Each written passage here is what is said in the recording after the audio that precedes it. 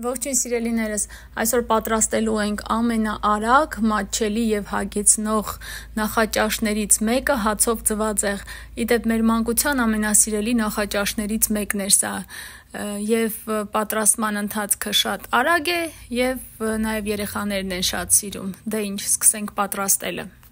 Տաքացրած թավայի մեջ ավելացնում եմ մի փոքր բուսայուղ, այնուհետև մի փոքր կարագ եւ այստեղ 3 ձու է, լավ հարելուց հետո ավելացնում ենք աղ ու պղպեղ, ինչքան որ ձեր քիմքին է հաճելի, այնքան եք ավելացնում։ Այստեղ հացը կտրտում ենք բարակ, շատ հաստ մի կտրտեք, ահա այս չափի լավ է, թաթախում ենք ձվի խառնուրդի մեջ եւ սկսում ենք տապակելը։ Տապակում ենք այնքան ժամանակ, ինչքան որ ուզում եք, որ կարմիր լինի, ամեն կողմը տապակում ենք մոտավոր 1 րոպե կամ ավելի քիչ, ընթացքում անպայման շրջեք, որովհետև կարող է մի կողմը ավելի շատ տապակված լինի, իսկ մյուս կողմը ավելի քիչ։ Գիտեմ, կասեք, որ շատ հեշտ բաղադրատոմս է, բոլորս էլ գիտենք պատրաստման եղանակը, բայց ուզում եմ հիշեցնել, որ իմ ալիքում նաև հետևորդներ ունեմ, ովքեր որ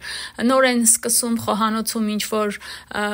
քայլեր կատարել, այսինքն դեռահասների տարիքում են եւ ուզում են փորձել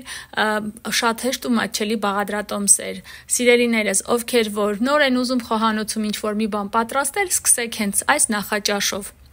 Ահա եւ մեր համեղ ու արագ նախաճաշը պատրաստ է։ Եթե հավանեցիք տեսանյութը, խնդրում եմ մի մոռացեք սեղմել լայք։ Շնորհակալություն ձեր դիտումների համար, ցտեսություն, կհանդիպենք շուտով։